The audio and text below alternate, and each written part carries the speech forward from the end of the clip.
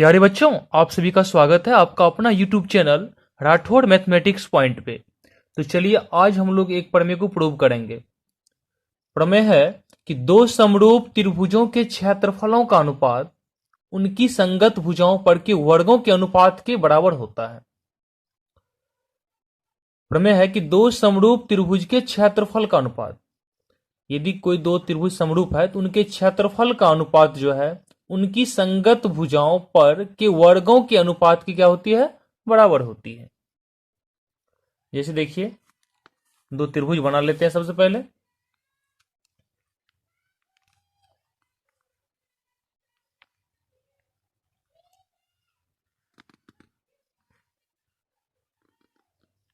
देखिए A B C, मान लीजिए भी सी एक त्रिभुज है और एक दूसरा त्रिभुज बनाते हैं।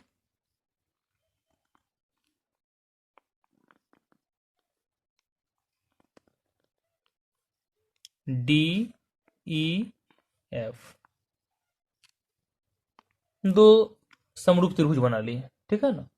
दिया है कि दो समरूप त्रिभुज के क्षेत्रफल का अनुपात उनकी संगत भुजाओं पर के वर्गों के अनुपात के बराबर होती है। देखिए तो सॉल्व करते हैं। दिया है त्रिभुज ए बी सी समरूप त्रिभुज क्या है, डी एफ है। दे दिया है कि एबीसी त्रिभुज जो है ना समरूप किसका है, त्रिभुज डीएफ का। ये दोनों त्रिभुज क्या है, समरूप है।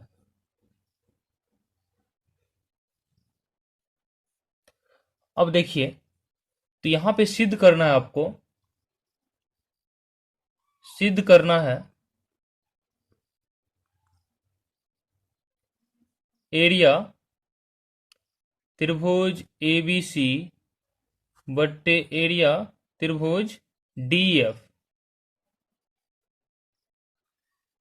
इक्वल टू दो समरूप त्रिभुज के क्षेत्रफल का अनुपात। ये दोनों समरूप है तो इसके क्षेत्रफल का अनुपात, यानी इसका क्षेत्रफल बट्टे इसका क्षेत्रफल। अनुपात का मतलब होता है बट्टा। एरिया ऑफ त्रिभुज एबीसी बट्टे एरिया ऑफ क्या होगा, त्रिभुज डीएफ इक्वल टू उनकी संगत भुजाओं पर के वर्ग। जैसे एबी का संगत भुजा डी है, बीसी का संगत भुजा ईएफ है और एसी का संगत भुजा डीएफ है। इनके संगत भुजा पर के वर्ग के अनुपात के बराबर होता है। तो एबी का वर्ग होगा ए बी स्क्वायर और इसके संगत भुजा डी है तो डीई का वर्ग होगा डी स्क्वायर। तो एबी का वर्ग और डीई का वर्ग का जो अनुपात होगा ये क्या होता है, इस एरिया के अनुपात के बराबर होगा। Equal to B C square by E F square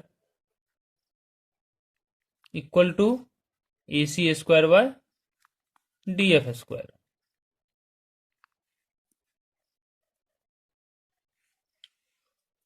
ये आपको प्रूव करके दिखाना है। थ्योरम के अनुसार दो समरूप त्रिभुज के क्षेत्रफल का अनुपात उनकी संगत भुजाओं पर के वर्ग।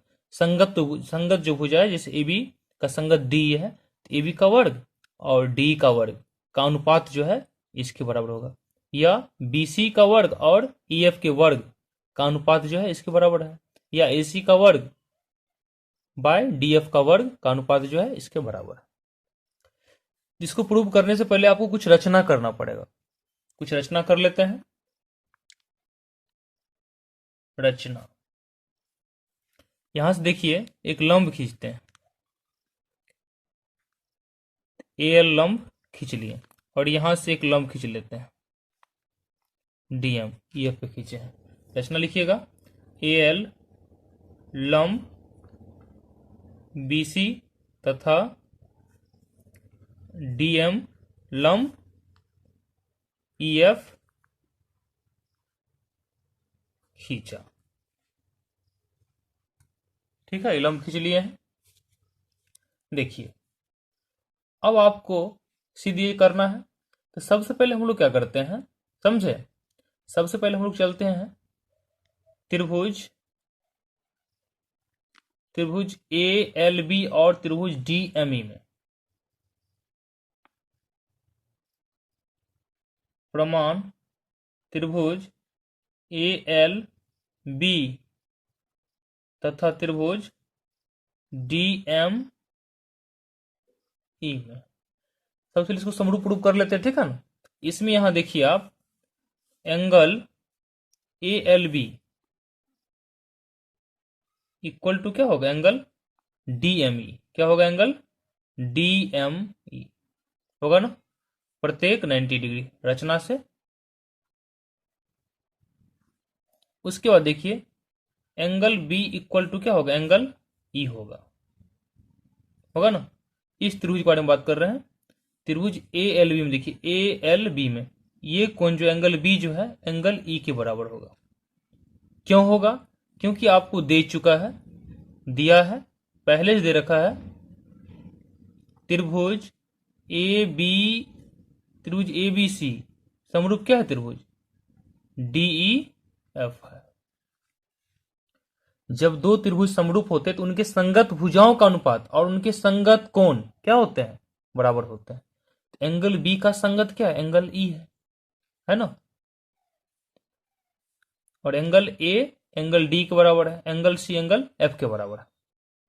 इसीलिए लिखिएगा त्रिभुज ए एल बी समरूप त्रिभुज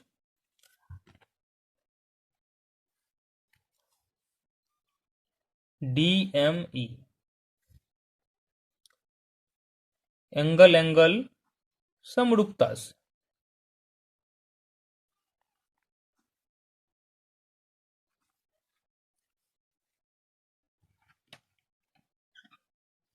ठीक है।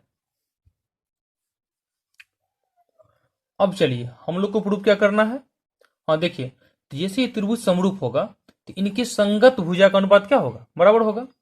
अब देखिए, तो यदि इसका एल लेते हैं, इसीलिए एल बाय लिख सकते हैं डीएम, एल बट्टा देखिए एल, इसका लिए लंब तो इसका विलंब लेंगे बाय डीएम इक्वल टू, अगर इसका हम कर्ण लेते हैं, ए बी लेते हैं, इसका कर्ण क्या है यहाँ डी है, और equal to B L bye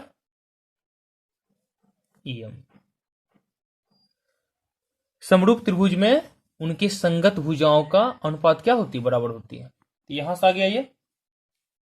अब देखिए, अब आपको सिद्ध करना है आपको इस त्रिभुज एबीसी का एरिया और त्रिभुज डीएफ का एरिया का अनुपात जो है इसके बराबर होता है, ये दिखाना है। चलिए अब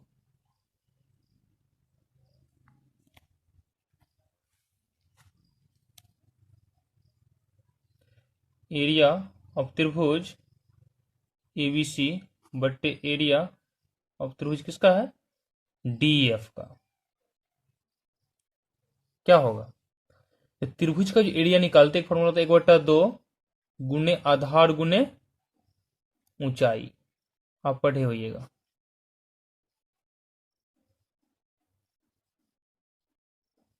लिखिएगा। अब देखिए 1/2,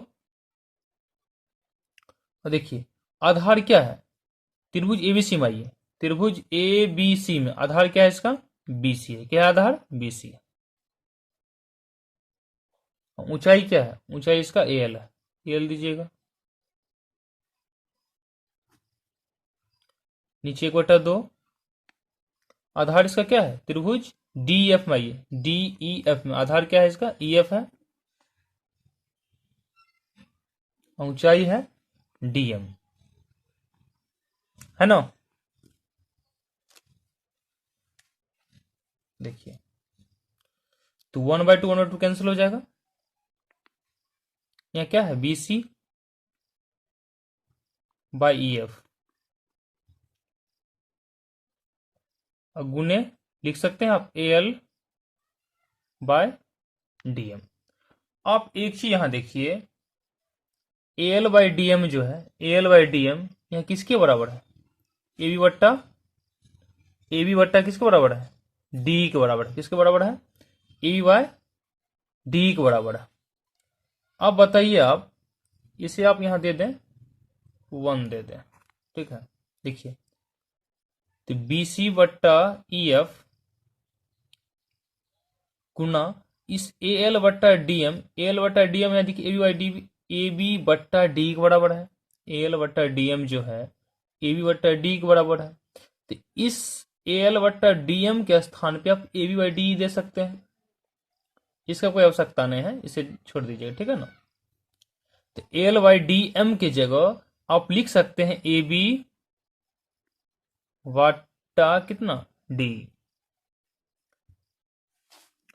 अब देखिए, अब यहां पर देखिए आपको पहले दे चुका है, आपको दिया है, आप लिख सकते हैं यहां, इसे 2 लिख लें, ठीक है। आपको दिया है त्रिभुज एबीसी समरूप क्या है, त्रिभुज डीएफ है। दोनों त्रिभुज आपस में क्या है, समरूप है। जब समरूप होती है तो इनके संगत भुजाओं का अनुपात क्या होता है, बराबर होता है। अब लिख सकते हैं, देखिए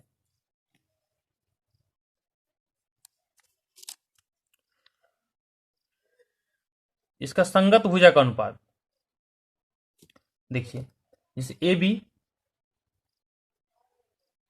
बाई कितना होगा, डी होगा, equal to B C by क्या हो जाएगा, ई एफ होगा, equal to A C by D F होगा, ए सी बट्टा डी एफ होगा ना। अब देखिए आप यहां से देखिए बी सी बट्टा ई एफ गुना ए बी बाई डी है, और यहां ए बी बट्टा D equal to B C बट्टे कितना है, ई एफ है ना। इसे आप यहां 3 दे देते हैं, ठीक है। देखिए तो 2 और 3 से,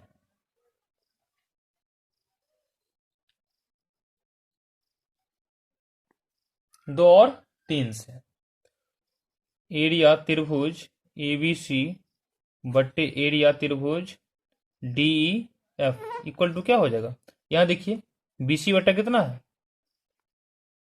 ईएफ है ना। यहां देखिए गुना, अब यहां देखिए ए बी बट्टा डी जो है, ए बी बाई डी, और यहां भी देखिए ए बी बाई डी है ना। आपको तो स्क्वायर में लाना है ना, तो इस ए बी बाई डी के बदले दे सकते हैं आप बी सी बाई एफ। यहां जो बी सी बाई एफ यहां लिखवे किए हैं, गुना दिए हैं, और ए बी बट्टा डी जो है, इस ए बी बट्टा डी आपको देखिए बी सी बट्टा एफ के बराबर है, तो इसके बदले में इसे लिख रहे हैं, ठीक है ना, ये लिख सकते हैं ना। बीसी गुना बीसी क्या होगा, बीसी का स्क्वायर हो जाएगा, ई एफ गुना ई एफ क्या होगा, ई एफ का स्क्वायर हो जाएगा, ये ई एफ का स्क्वायर। इसी प्रकार लिखिएगा, इसी प्रकार एरिया त्रिभुज एबीसी बट्टे एरिया त्रिभुज डी एफ इक्वल टू क्या होगा,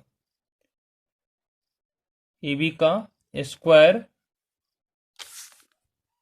जिस तरह यहां प्रूव किए B C square by E F का स्क्वायर, तो आप लिख सकते हैं ए बी का स्क्वायर बट्टे डी का square equal to B C का स्क्वायर बट्टे ई एफ का square equal to A C का स्क्वायर बट्टे डी एफ का स्क्वायर।